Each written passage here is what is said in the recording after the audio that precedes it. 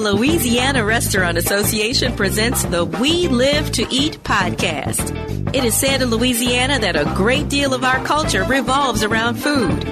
The We Live to Eat podcast will explore Louisiana's restaurant industry one episode at a time. Laissez les bon temps rouler.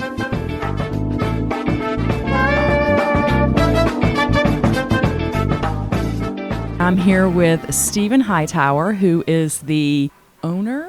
Managing partner. Managing partner with Citigroup Hospitality. And can you tell us a little bit about your concepts? Sure. Wendy, thank you for having me today. And Citigroup Hospitality is now in its 6th year. Mm-hmm. So anchored by our first concept was City Pork. And, you know, City Pork, which started out as, you know, a little small sandwich shop, is now built into 4. Is that right? We have 4 locations. Yeah. So 2 bigger ones, and we have 2 on LSU's campus. Great. Which has been very interesting. That kind of segued into when we put the one on campus, we needed a more of a commissary location, so we ended up deciding on Chime Street for City Slice, Pints and Pizza. Uh-huh. So we have a cool little pizza place. And then Rouge Creole was the first real major move we made as far as trying to expand our culinary presence in Baton Rouge. So that's a little, 5,000 square foot Creole restaurant that's been a great addition to our portfolio. And then I guess once COVID hit, we were only a year, not even a year in at that point, or maybe right at a year. And, we had to find new ways to stay alive. So that kind of transitioned us into collaborating with our LSU partners on feeding all the school students in East Baton Rouge Parish, which allowed us to breathe financially. And at the same time, we were still working and were able to keep so many employed, so that became the opportunities for Beausoleil Coastal Cuisine that was on our radar at that time. That was when we also added another City Pork, and then Proverbial Wine Bistro. Wow. And then Spoken Hub, which just opened, I guess, about 8 months ago. Which is and I was there a couple weeks ago. Yeah, that's right. And we did a TikTok, and it went viral. Did so, it? yeah. Okay, awesome. It has, about 50,000 views right now. I know. Unbelievable. That's viral for us. Okay, We're just, I'll take it. 2 months into TikTok, and but it got great reviews, and people were very excited about what we showed them, especially the fruit cup cocktail and the boozy milkshakes, and the croissant waffle. Yeah, the croffles. The croffles, yeah. So, look, it's been an amazing journey. I had a great business partner in Patrick Veluzzo that trusted and believed in what we were doing from a standpoint of coming up with, unique concepts within the framework of what the company was built on, which was City Pork. So, and let me tell you, that place is the cutest little place. Like when I walked up, I was smitten. It is just adorable. No, a little great. house, and you walk in, and the service was great, and everybody, you just had a great feeling of that you're going to have a good time, and you're going to have some great eats. Well, I think that look, we've built our company on trying to hire the best people to make that understand the concept of the relationship within what we do. So it's that customer relationship and guest relationship that we really pride ourselves on, where maybe I spend more on management than a lot of other restaurateurs, but it's those folks that build loyalty. And in this environment right now, when labor's been tough and all the other things, it's it's one of those things where people understand that we're always trying to be great. Right. Sometimes it's not perfect, but at the end of the day, we're doing our best to try to take care of our guests in the best service and hospitality that we can provide, and with some unique, different types of food. Yeah.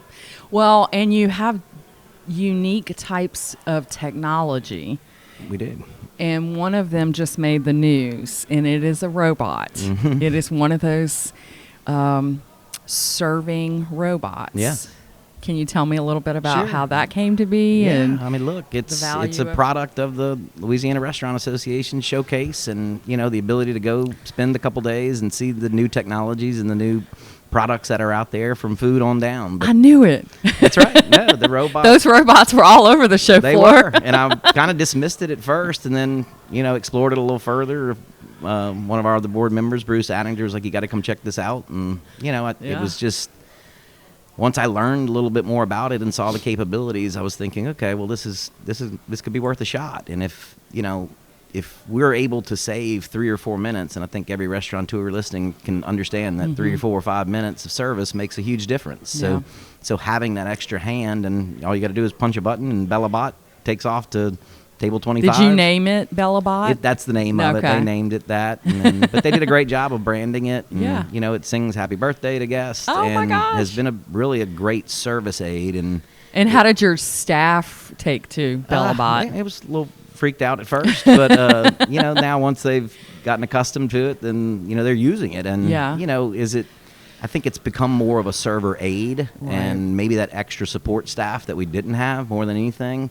But like, you know, this past weekend on Friday night, very busy with Alabama in town for the LSU game, and you know, that was able to, especially with the evolution of these culinary driven cocktails, you know, they take a little while. It's not just your basic Crown and Coke anymore. So having that robot there to just go send drinks to tables when, look, servers were busy doing other things. So we load it up, go out there, and then the robot's coming to them where they still are able to personalize that service, but, you know, speeding up 3 or 4 minutes. And we did the math this weekend. That's what it was. So, you know. And I'm sure the guests are tickled to see BellaBot. They have gotten a real kick out of it. I mean, I think some of our, you know, senior clientele were a little freaked out at first, but oddly enough, they were the ones that were really taken by it.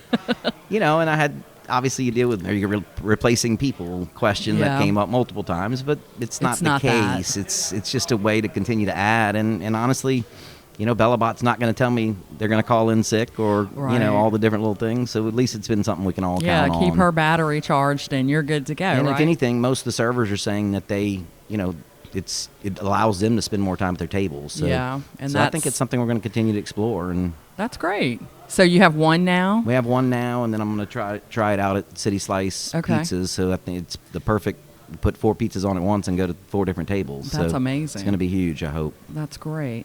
Now, you have something in the works that I am not quite sure about what exactly it is, so I'm hoping you'll tell me.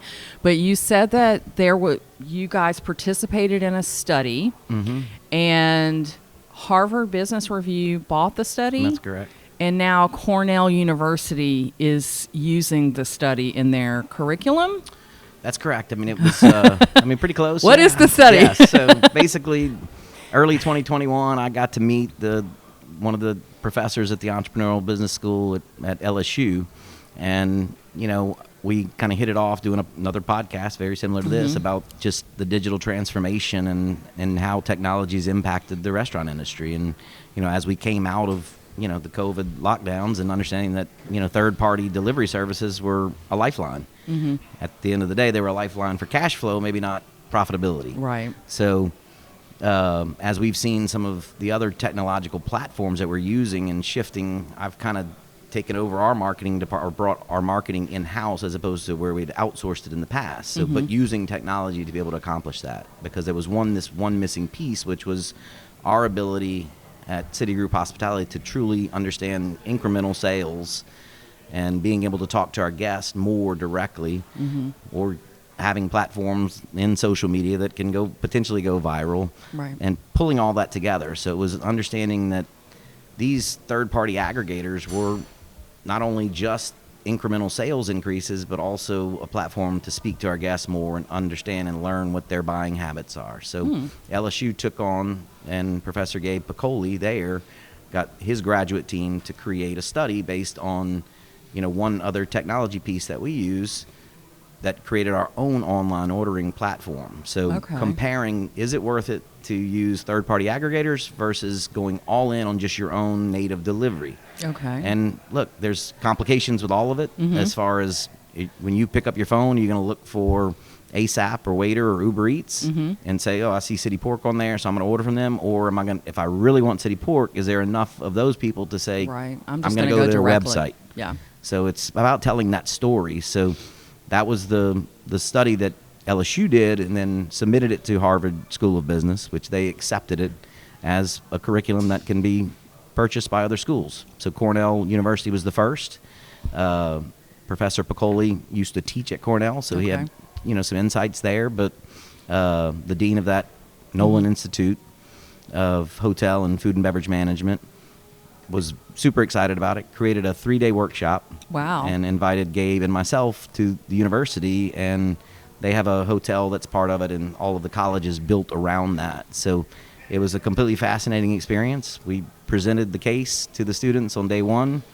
They actually threw a little reception in our honor, which was really neat. So we got to meet everybody because we were going to be working hand in hand. So it was about 20 students that signed up, and they created 4 teams to evaluate and give us, Citigroup Hospitality, what they thought would be the best deduction from the case to move our business to the next step. Wow. So what were some of the findings? The findings were amazing. Basically, they had created math problems in a sense, or algorithms in their own way to say, hey, you can do it. You can get strategy from saying, I'm going to go all in on hybrid for a week. I'm going to do all third-party delivery and see where what that looks. But end of the road was, all I have to do is replace 1 out of 4 third-party delivery aggregator orders, and with one of our own, and we technically would make the same money.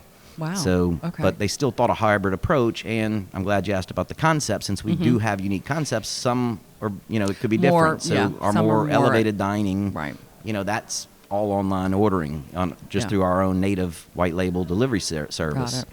So, but at the same time, understanding that digital transformation, where Gabe and LSU started with it, is really the key. So, you've got obviously very large companies, unlike ours, that, like Domino's, for instance, that 30% of the company is digital marketing people.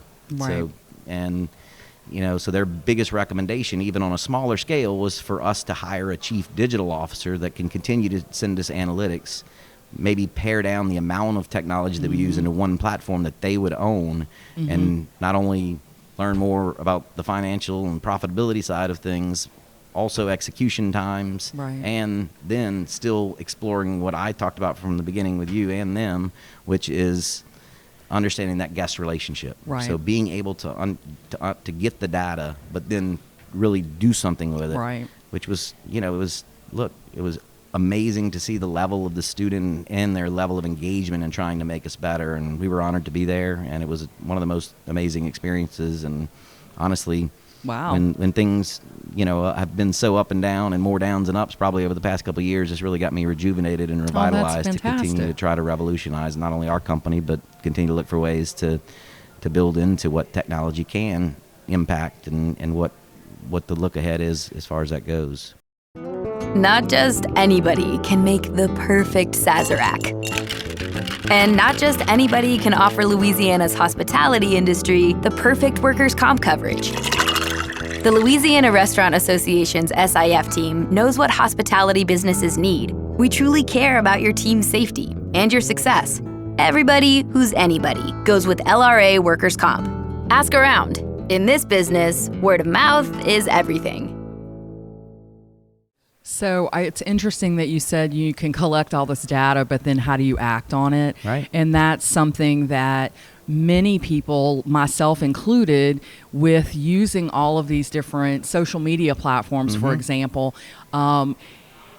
they're constantly evolving, and to keep up with it and what it can do is one thing, but then when you get all these analytics on the back end and go, okay, what is this telling me?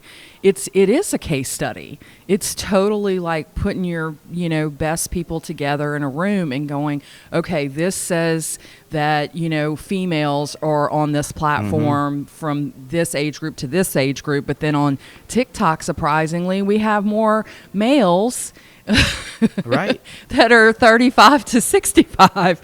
So it's like, what, we're trying to figure out what is it about these things that this content that we're putting out that attracts these folks on these different platforms. And that was really the number one goal when I shifted into our new strategy from a marketing and technology standpoint, for that matter, which was if I'm able to capture a 10 top every day or a 20 top, and now through how we have our websites and all the other platforms we use set up, I can monetize that. I think there's plenty of people listening that says, well, I don't know what I'm doing. I mean, am I getting a return on investment from my marketing?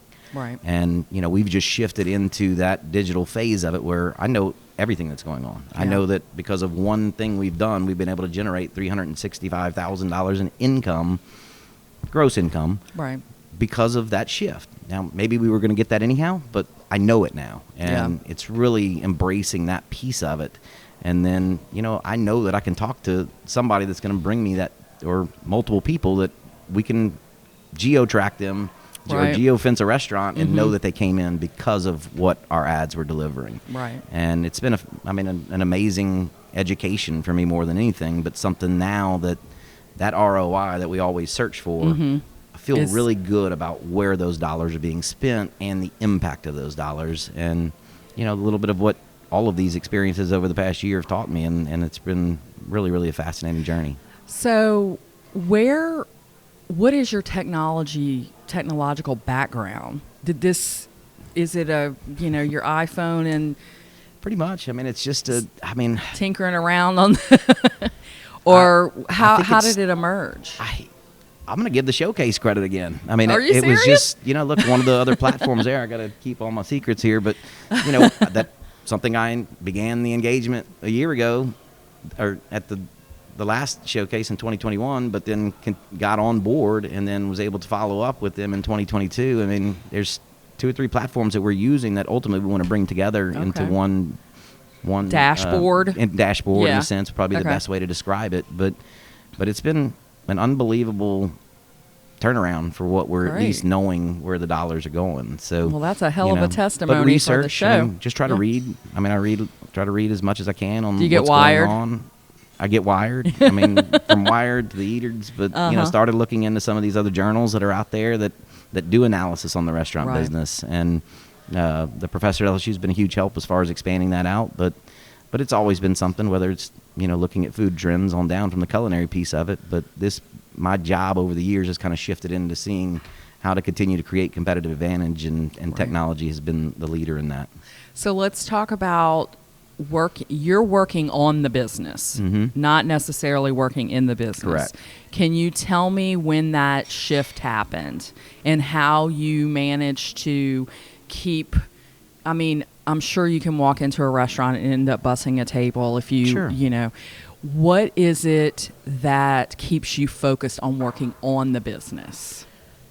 I think that, once we were able to build the infrastructure of people, and that was what we've spent 2022 doing. It was, learning all the ins and outs of the financial side of what we're doing, being able to take pricing and understand that these are areas. These were things, as a young restaurateur, we kept searching. We were always very fortunate to have great concepts and be busy, but we never could understand where our money was. Yeah. Despite growth, obviously you can pin numbers to that, but I think taking that journey and saying we're all in on, restaurant inventory software, and then going all in with using software from a technology piece, from a marketing side of things.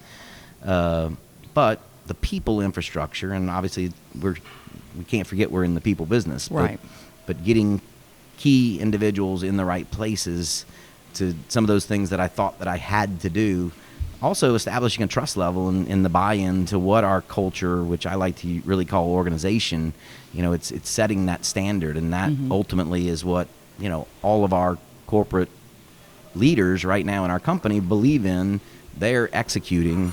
And honestly, Wendy, I try to make sure that I'm going to every restaurant every week. I still try to make sure that I know every employee's name that works for us, because I do still feel like that people impact is something that I still have to guide and be the leader of. But yes, having the ability now to, have a corporate office, or at least an office that I can escape to work on the business. And I think all of our team would agree that we're all getting results from the ability to do that. And once again, it's obviously having, a great partner that believes in that piece of it, and knowing that that's the ultimate impact. And, when we were just getting started, we didn't, we were just trying to keep it alive. Right. And now being able to shift that focus, but having the resources to do it. Right. And that's, been a big part of our, growth last couple of years, people in process this year. And we look to, continue to watch the economy, but I think there's going to be opportunities for us. And we're excited about what we can become in 2023 and beyond. So tell us, why do you, participate in the LRA? Why are you a member? I think that's been probably the biggest impact on where we are too. Is the LRA?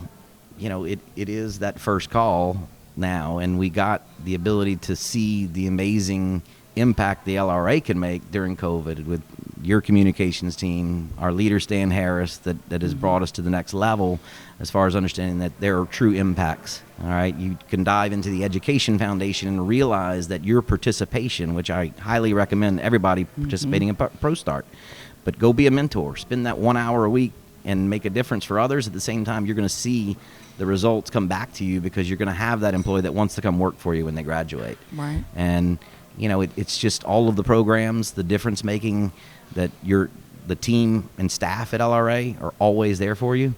It's the constant information that we're getting, which I use a lot of what you send out to help guide decisions. But I think it's the power of the network of people. I think we're all in this together, and the LRA has really taught that. And by getting involved, you get to meet, you get to share ideas. I mean, it's been an amazing experience for me being able to continue to grow in leadership with the LRA, and appreciate the opportunities that Stan and your team has given us, because it's just, once again, just like everything that we talked about today, if we're not spending time on that continuing education, using the resources that are right there for you, and it's the Louisiana Restaurant Association for a reason, because it's got the power and the knowledge to take you to the next steps, and it's been a great experience for me. Well, thank you for your time today. And now we have to go run into some committee meetings to talk about more of this type of information that we're gathered here today. Yes. I mean, look, it's all about being involved. Yeah. And you can make time to be involved, and then you'll see how much greatness comes out of that involvement, and meet some of the most incredible restaurateurs in the nation, but they just happen to be in our state. And I'm honored to have met many legends and beyond. And we've got a lot of great nucleus of young people that are coming up, and everybody should be a part of it. Thank you so much. All right, thank you. From the thread count of the sheets to the praline on the pillow, Louisiana hotels know a thing or two about hospitality, and the Louisiana Restaurant Association knows a thing or two about workers' comp. Everybody who's anybody goes with LRA Workers' Comp.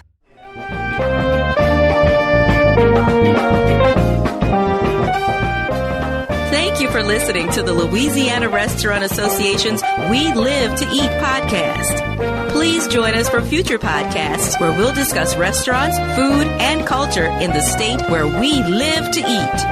Until then, bon appetit.